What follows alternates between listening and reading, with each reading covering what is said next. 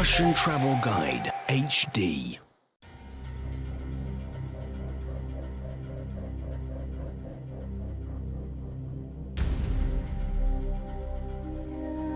Siberia. The harsh and inaccessible beauty of this land has attracted people for centuries.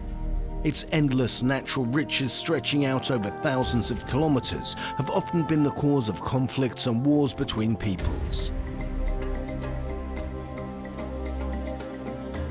But even after it was conquered by the Russian Empire, it continued to be a witness to struggle. A different kind of struggle, a political struggle, with court intrigues, betrayals, and merciless retribution.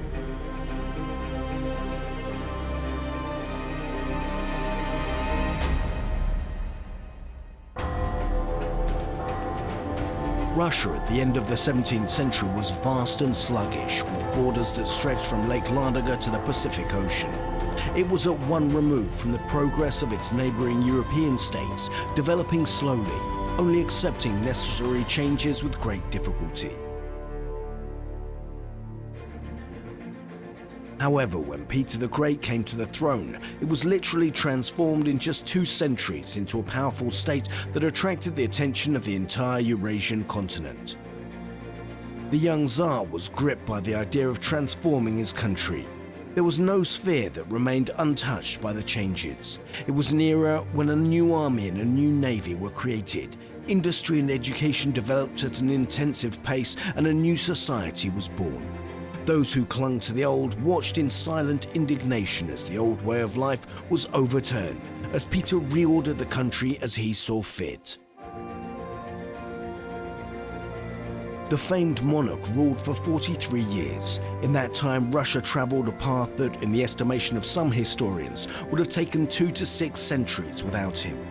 This great leap forward was made possible to a great extent by the ruler's ability to choose faithful aides, people who were not nobles, but who were gifted with unique talents and were able to bear the weight of reform with Peter the Great. Peter the Great's closest supporter was Alexander Menshikov. A leading state and military figure, he became the second man in the state and the embodification of his epoch. This man who reached such incredible heights, after all, had worked as a pie seller as a child. Fortune's favorite, as the poet Alexander Pushkin later dubbed him, from his youth followed his sovereign, putting all of his ideas and wishes into practice. During the Great Northern War, along with Peter on May of 1703 in the mouth of the Neva River, he attacked the enemy's ships and brought the Russian fleet its first marine victory, providing the country with its long-awaited outlet to the Baltic Sea. Delighted by the boldness of his favourites, Peter tasked him with defending the lands that had been conquered around the Neva and the construction of a new city on them.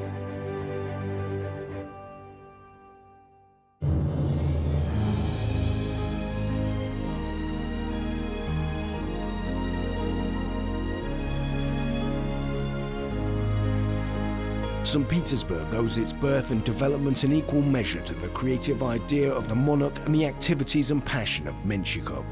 Having become the Governor-General, he worked day and night to form the appearance of the city that would become the new capital of the Russian Empire.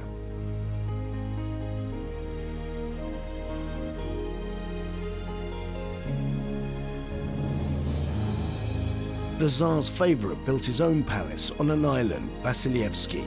His 3-story mansion contained over 150 rooms, and an enormous garden was laid out around it. Peter was always very modest when it came to his personal needs, preferring simplicity in his clothing and daily life. But he required luxury and magnificence befitting a prince of Menshikov's house. In the ornately decorated rooms, the sovereign would receive ambassadors, hold celebrations, and, most importantly, put on his assemblies where people of all ranks and their families could come together and mix, play forfeits, or listen to music.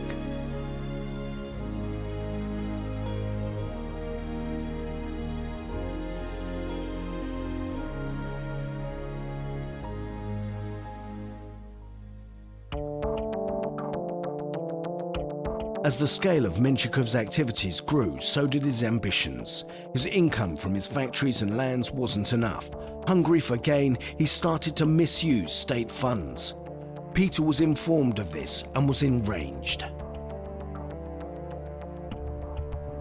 But he forgave Menshikov what others would have paid for with their lives.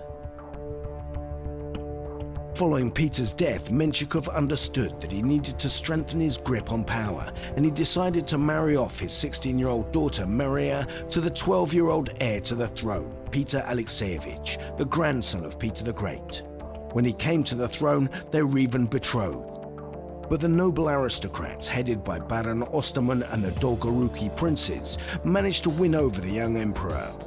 A decree was issued that deprived Alexander Menshikov of his titles, and along with his entire family, he was exiled to Beryozov, a distant Siberian stockaded town that had been built on the orders of Peter the Great and Menshikov himself.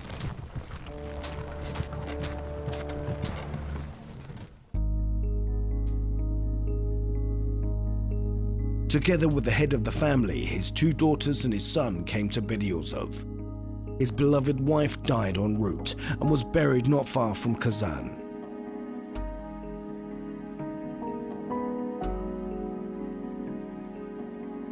Alexander Menshikov ended his state career as he had begun, with an axe in hand. Recalling his work as a carpenter, a trade he'd studied with Peter abroad, he built a cabin for himself and his children, and then a church of the birth of the Holy Mother. He bore his exile with fortitude, never once asking for a pardon. Not only did this not break him, it in fact fortified him morally.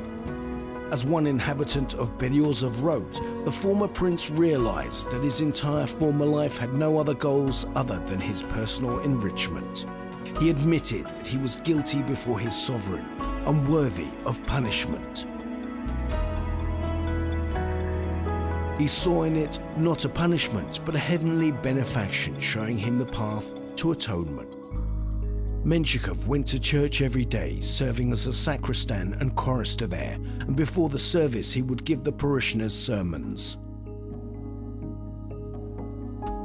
The dramatic life and spiritual rebirth of the former favorite of fate so stunned the inhabitants of Beryozov that even after his death, Menshikov's words were long remembered, and he was revered like a saint.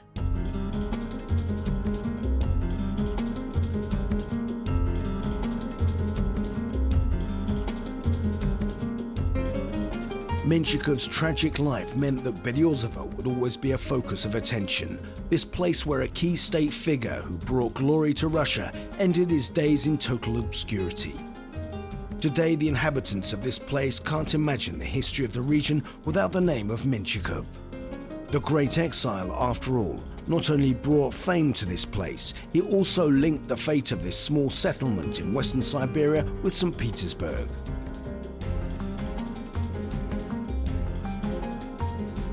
In memory of the renowned favorite of Peter the Great, it was decided in 2015 that a festival of music be held in Beryozov, featuring works heard at the assemblies of the sovereign as performed by the finest Petersburg orchestras. This led to a grand piano being brought to Siberia.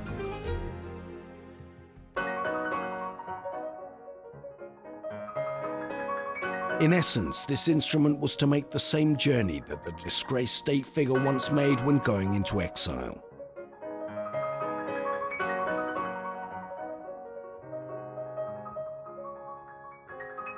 The transportation of this musical giant was no easy task. Some of the components are dismantled from the instrument prior to shipping, the rest are securely fixed in place. Only then can the instrument be packed up into a special box and readied for transportation.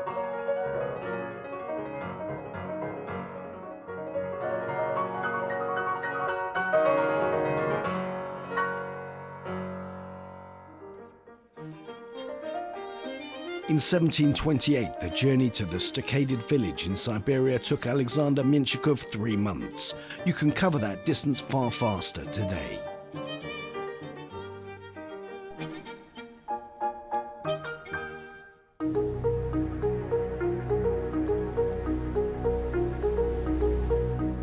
For From St. Petersburg, the grand piano first had to be taken to Prioba, a small Yugur settlement located on a branch of the river Ob. At the river port there, the instrument was then moved onto a ferry, which was to take this valuable cargo to distant Beryozov.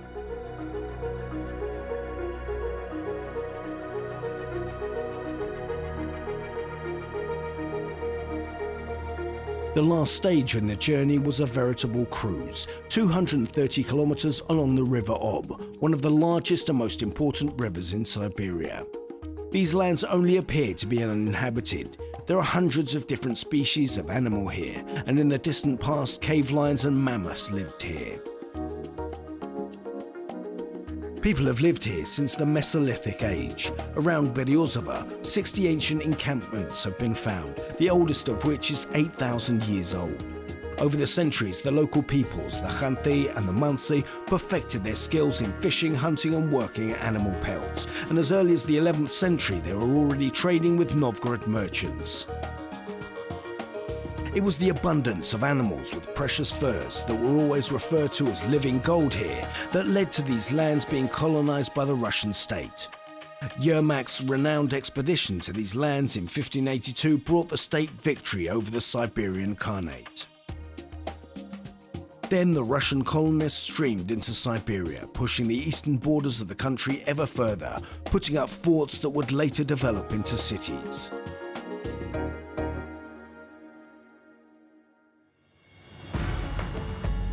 The history of Beryozov began in 1593, with the foundation of the fortress of Beryozov on the shore of a branch of the river Ob, the Severnaya Sosva River. The Khanty settlement of Sugmut-Vosh was once located here. It means town of birches.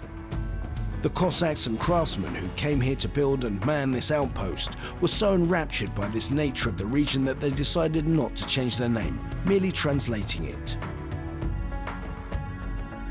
Others were exiled to the fort after Menshikov and his family. Just a year after the death of Alexander Menshikov, by an irony of fate, his punishers, the Dolgoruki princes, found themselves here, and a decade later the very man who had overthrown Menshikov, the mighty Baron Osterman, was also here. Osterman arrived here in 1742. Several servants came with him, his wife and his pastor, because Osterman was a Lutheran.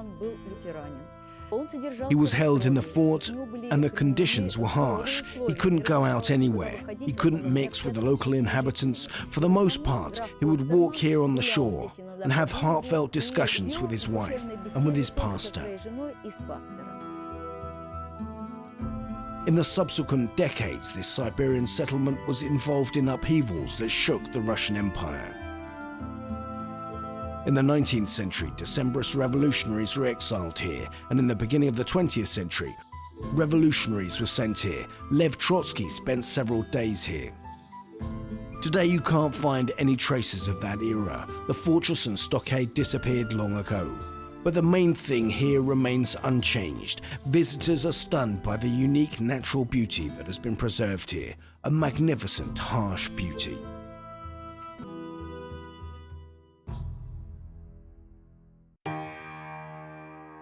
Hidden out of view in the depths of the Siberian forests, in the 18th century, Beryozov became a place of exile for Peter the Great's comrade, Alexander Menshikov.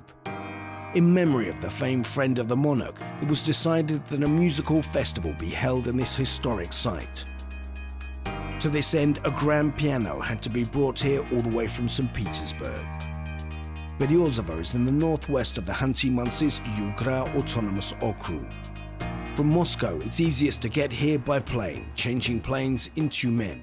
The total flight time will take you about 5 hours. The piano arrived in Beryozov a week before the festival began. Following its long journey, it required the care and attention of a specialist. Before he began to tune it and set it up, he made sure that it had fully adjusted to the local climate. Musicians who play on other instruments, for example, the flute, the bayan, the dobra, and the violin, they have their own instruments. They rehearse on them at home. They play concerts with them, so they know all their nuances, and that helps them. With pianists, in that sense, it's more difficult. There's a new instrument at every concert. You have to get used to it. They have to harness them in order to bring all their artistic ideas to life.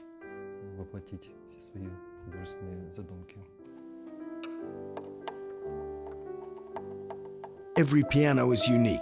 They differ in their tone and in the ease with which that tone can be got out of them. The work of the person setting up the piano and tuning it is painstaking. Sometimes, in order to get the instrument up to scratch, the master has to work for several days.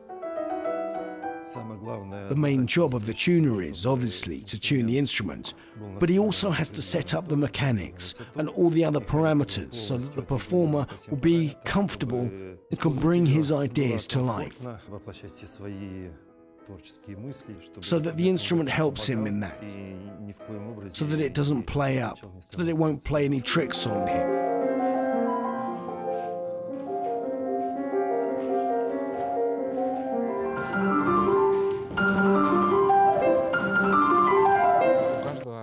Every piano, as a rule, has its strengths and certain weaknesses. That's why it's really fascinating, just the same as with people.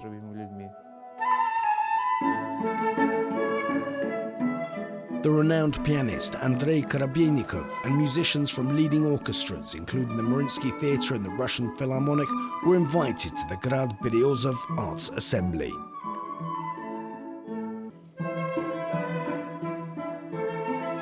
As well as solo performances, performers who hadn't known each other previously were prepared to experiment, playing together for the festival and becoming a unified ensemble.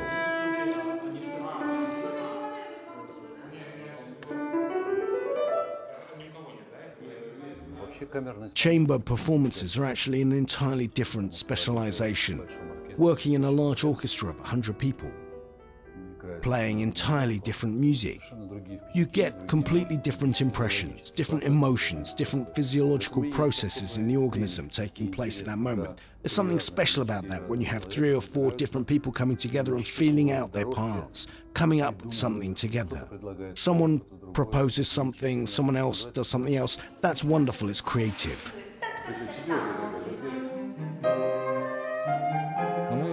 Well, we came together really well, in terms of personality and musically. When a chamber ensemble turns out well, it's a real joy. You get a dialogue, or a trio. Someone says something and someone replies in a certain way. Of course, we rehearse, but we needn't have rehearsed, because there are certain things that you don't even need to reach agreements about. It's immediately clear that these are people who breathe in unison with you and have an understanding of what we're doing and how we do it. And that unity is something that I really value. The period when the festival is held has become very special for Beryozov. It seems as if the life of the entire settlement during these days beats to the rhythm of these wonderful melodies. The musical assembly has given the inhabitants of this small Siberian town an opportunity to get to know not only seasoned performers, but also rare works by the great composers of the 18th century.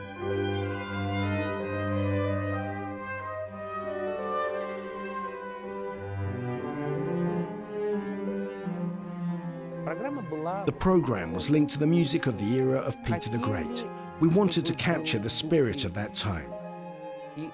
And the music that was heard, of course, was to a large extent Western European, Baroque or Rococo, if we're talking about styles. The Middle Ages had ended. People wanted something special, perhaps excessively ornate to our taste now, a little pompous, but really beautiful all the same. It's sometimes said of music that it's man's most beautiful creation. It can't always be described in words, but you can always sense it. It's capable of bringing joy, of inspiring emotions, but most importantly, it can open up to listeners new facets of their own inner worlds. If we're talking about music, what is music? It's simply a collection of sounds. a collection of notes. The way in which you pronounce those notes and the order decides whether it will touch you or not.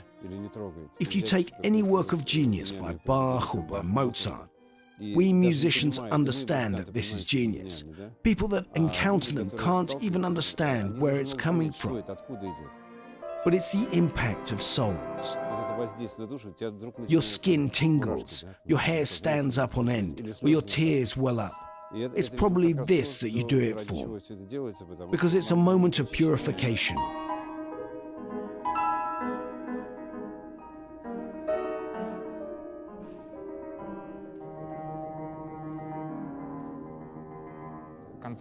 A concert is a wonderful thing, and the stage is a magical thing too. For classical musicians, it's a kind of altar. We come out here to the altar to say something through the medium of music, and people come too. And it's great if you can purify yourself and enter into another dimension. The most precious thing is when they start to think about life. My best concerts are when I also become a listener. I'm not thinking about the performer or the performance or the music or the composer. No, I'm simply thinking about life. It takes me somewhere. And it's this incredibly good state. If something like that happens to my listeners, then I'm very happy.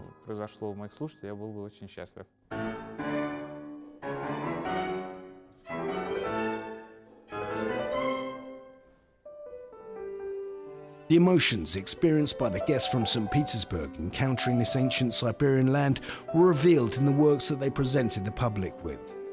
Gratitude in the eyes of the listeners is always the greatest praise for an artist. What was particularly important for the performers, however, was that their music be experienced by the younger listeners. A special concert was put on for them.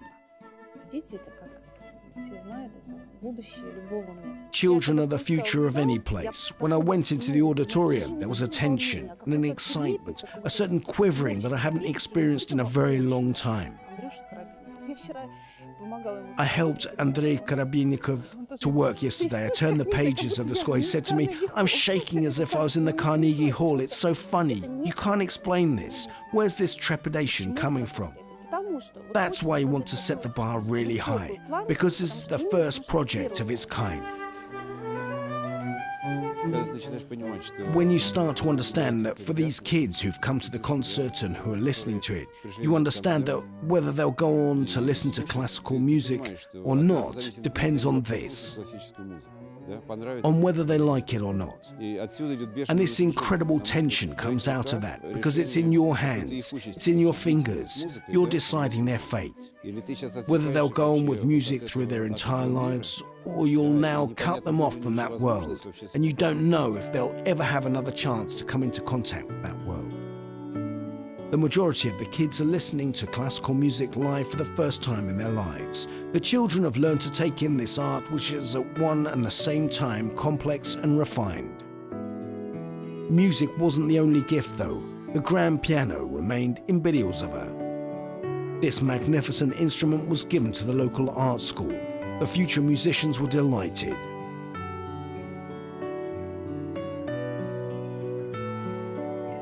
This small town lost in the forests of Siberia has never been beyond the life of the huge country that is Russia.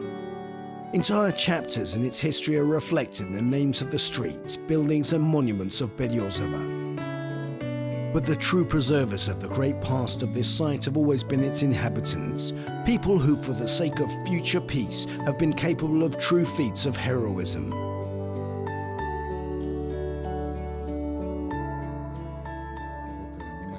That's not my phrase. It's absolutely key and very deep. He who comes to us with goodness to the Siberians will get it back 100-fold. Northern people. The Siberian character. The people are open. Their eyes shine. They're very joyful, very hospitable.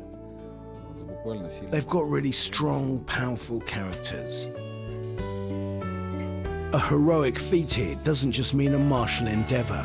Hundreds of years ago, people sent here as a punishment for their political activities also carried out great feats, albeit spiritual in nature. Left in isolation, they found consolation in prayer and worship. A stone church of the birth of the Holy Mother has stood on the site of Alexander Menshikov's wooden church for 2.5 centuries now. As before, it's open to those who are in search of spiritual comfort and communion with the Almighty through prayer.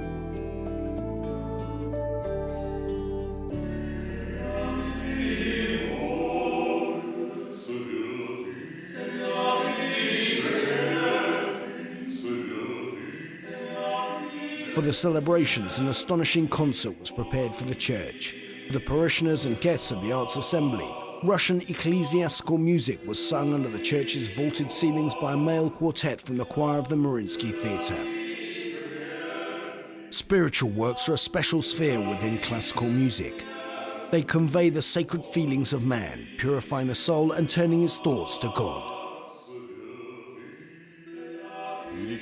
This is great art, where individuality melds into unity. And in this there's a colossal positive charge, both for the people singing, and for the community of people singing, and for the listeners. The people listening to those singers. A great mystery of communion with the Creator lies in this. It's no accident that we say we create. The last compositions were performed by the monument to Alexander Menshikov, which has been erected not far from the site of the church that he himself built. The musicians are all incredibly excited because apart from these great halls, this wonderful grand piano and a great audience, there's also a wonderful land here. This history that can be seen or that can't be seen. It gives its strength to those who come here. This indomitable might of northern nature long since destroyed the grave of Peter's famed comrade. But his memory lives on here and will now live on in the Grad Beryozov Arts Assembly.